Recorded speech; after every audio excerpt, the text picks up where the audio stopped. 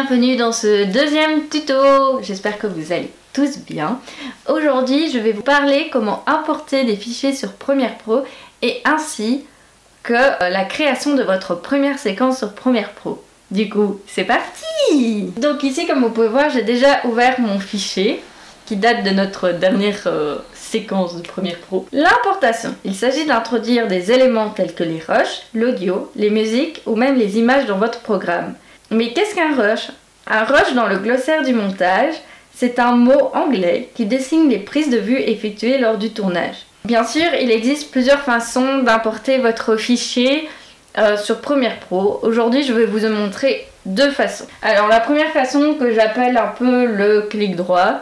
Alors, c'est tout simple. Là, on va se concentrer sur une fenêtre de l'interface qui est justement la fenêtre projet. Pour importer votre fichier, c'est tout simple. Il suffit de faire un petit clic droit dans cette partie de l'interface. Comme vous voyez, il y a le mot importer qui est dedans. Je clique dessus. Du coup, vous avez cette petite fenêtre qui affiche. Généralement, elles affichent l'endroit où vous avez rangé votre projet, comme moi ici présent, le tuto test. Alors moi, je vais plutôt retourner dans le dossier. Et donc, le dossier où j'ai déjà rangé des images et des sons. Ici, je vais juste cliquer dans le dossier images, où j'ai déjà mis une petite image. Voilà, et il suffit de cliquer dessus et de cliquer sur ouvrir. Et voilà, vous avez votre premier fichier qui est dedans. Et vous voyez qu'il s'affiche ici. Tadam! Alors, ce que je vous conseille, c'est de toujours bien, du coup, aussi trier vos fichiers à l'intérieur de Premiere Pro. Et du coup, de créer un petit fichier dedans. Alors pour ça, il y a plusieurs façons aussi de créer un chutier, donc un fichier. Vous avez le petit symbole qui est nouveau chutier, vous cliquez dessus et il est fait. Il faut le renommer. Hop, ici, genre image. Et voilà. Ça, c'est la première. Ensuite, nous avons l'élément un peu facile qui est, je vais dans mon PC. J'appelle ça le laisser glisser. Et en fait, il suffit d'aller dans votre fichier. Moi, généralement, je prends tout le dossier parce que généralement, j'ai plus d'images dedans. Et en fait, je le glisse dans la petite fenêtre projet. Et voilà, vous avez votre chutier déjà fait et dedans, vous avez votre image. Ensuite, nous allons passer à l'étape suivante qui consiste à créer votre séquence pour pouvoir enfin travailler sur votre montage. Alors ici, on va regarder plutôt la fenêtre qui est juste à côté, qui est le montage, qu'on appelle aussi l'onglet Timeline. La timeline, en fait, c'est ici qu'on va principalement travailler donc le montage. Alors, vous avez également plusieurs façons de créer une séquence. Ici, je vais vous en montrer 3. Ici, vous allez voir dans votre onglet projet, vous avez à côté de la création du petit chutier, vous avez un nouvel élément. Vous cliquez dessus et vous verrez que la première chose qui s'affiche, c'est l'élément de la séquence. Vous cliquez dessus. Et là, vous avez votre fenêtre où vous allez pouvoir créer votre séquence. Tout d'abord, il va falloir nommer cette séquence. Ici, moi, je vais l'appeler tuto test, comme le nom de mon projet, je ne me casse pas la tête. Toujours avec la monoplature qu'il faut. Ensuite, on va aller dans tout ce qui est réglage. Alors ici, en premier point, vous avez ce qu'on appelle le format, le mode du montage, c'est-à-dire il va falloir mettre le format avec lequel vous avez filmé votre vidéo. Alors évidemment, si vous ne savez pas parce que vous ne vous y connaissez pas encore dans tout cela, il y aurait une façon plus simple, mais c'est quand même bien de savoir régler tout ça. Bien évidemment, je ne vais pas tout vous expliquer là-dedans, sinon cette vidéo prendra une plombe. Mais si ça vous intéresse vraiment, je pourrais peut-être en faire une vidéo, voilà. Ensuite, vous avez ce qu'on appelle les images par seconde. C'est donc combien d'images par seconde vous avez enregistré avec votre téléphone, avec votre appareil. Oui, vous pouvez filmer avec un téléphone ou un appareil photo, mais c'est pareil. Alors ici, chez nous, c'est plus ou moins, c'est entre 24 images par seconde et 25 images par seconde. C'est la norme. parce que, attention petit cours théorique, mais en gros c'est censé être la durée de la persistance rétinienne. En clair, ça veut dire qu'une image perçue par l'œil humain reste imprimée sur la rétine pendant 1/24e de seconde. Voilà pourquoi c'est 24 images par seconde, jamais en dessous.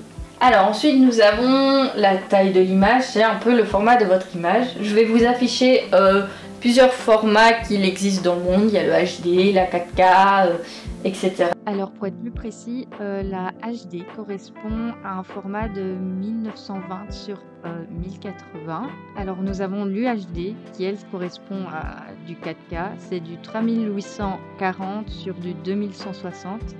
Et on a la Ultra HD 8K qui correspond à 7680 sur 4320.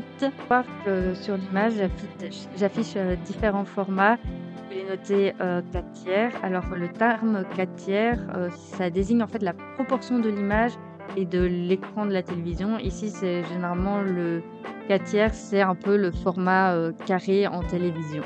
Ça, il y a le format vertical, le format horizontal. Bref, il y en a des différents. Et je vais aussi vous afficher, c'est par titre informatif. Donc vous avez TikTok, Facebook, Instagram, etc. etc.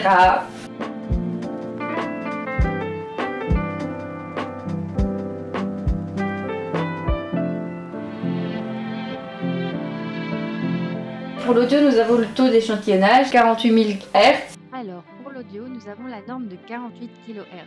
Pourquoi 48 kHz? Eh bien, revenons avec justement notre image qui est d'une 24 images par seconde. Par exemple, dans un film, nous avons 24 images individuelles peuvent être enregistrées chaque seconde. Si vous passez toutes ces images fixes l'une après l'autre en succession rapide, les images s'animent. Plus vous montez d'images par seconde, plus la vidéo sera fluide. Lorsque vous travaillez avec l'audio numérique, cela fonctionne exactement de la même manière.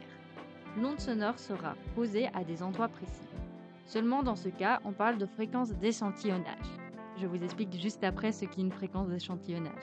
Et avec l'audio, cela se produit un peu plus souvent qu'avec la vidéo. Par exemple, 48 000 fois par seconde ou 48 kHz. Voici pourquoi la norme est de 48 kHz pour l'audio. Bon, je ne vais pas vous faire tout un cours scientifique sur l'audio. Je vais essayer de vous donner une brève définition de ce qu'est la fréquence d'échantillonnage. Si vous voulez en savoir plus, vous pouvez toujours faire des petites recherches sur Internet pour comprendre mieux cela. Du coup, la fréquence d'échantillonnage, c'est le nombre d'échantillons par unité de temps. Si l'unité de temps est la seconde, la fréquence d'échantillonnage s'exprime en Hertz et représente le nombre d'échantillons utilisés par seconde. Je vais vous mettre une petite image, j'espère que ce sera un peu mieux compréhensif. Mais voici pour l'audio. Ce n'est pas que de la pratique, mais il y a aussi beaucoup de choses à savoir. Et vous avez aussi ici deux petits onglets, un autre petit onglet pour savoir quelle piste audio vous voulez rajouter, etc. etc.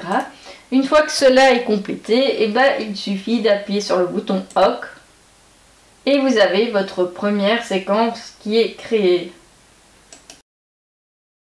Le clic droit. Le clic droit, toujours dans notre petit onglet projet, nous faisons un clic droit et puis il suffit de cliquer sur nouvel élément. De nouveau, vous avez la séquence qui s'affiche. Et là, c'est le même délire, vous avez le même tableau et il faut compléter ça. Sauf que je ne vais pas le refaire. La troisième méthode, qui est la plus facile pour commencer le montage, tout simplement, vous allez prendre votre petite vidéo que vous voulez monter et vous allez la glisser dans votre timeline. Et vous avez une séquence prête à être utilisée. Voilà. C'est vraiment la plus facile. Comme je dis, c'est toujours mieux de savoir connaître les réglages soi-même pour être sûr que tout soit correct lors de l'exportation d'une vidéo. L'exportation vidéo, c'est quand vous faites votre vidéo sort du programme et donc vous avez votre vidéo finale toute belle, toute propre, finie d'être montée. Voilà, écoutez, si que je vais terminer ce tuto. On se retrouve très bientôt pour un nouveau tuto. Dans le prochain tuto que je vais vous parler, c'est d'abord de la synchronisation de l'image et du son, ainsi que le point in et le point out qui est important lorsqu'on fait du montage. Et justement, je vais aussi vous parler de la base du montage qui est assez facile. Du coup, j'espère que vous serez là pour mon prochain tuto et je vous fais plein de gros bisous. Bisous!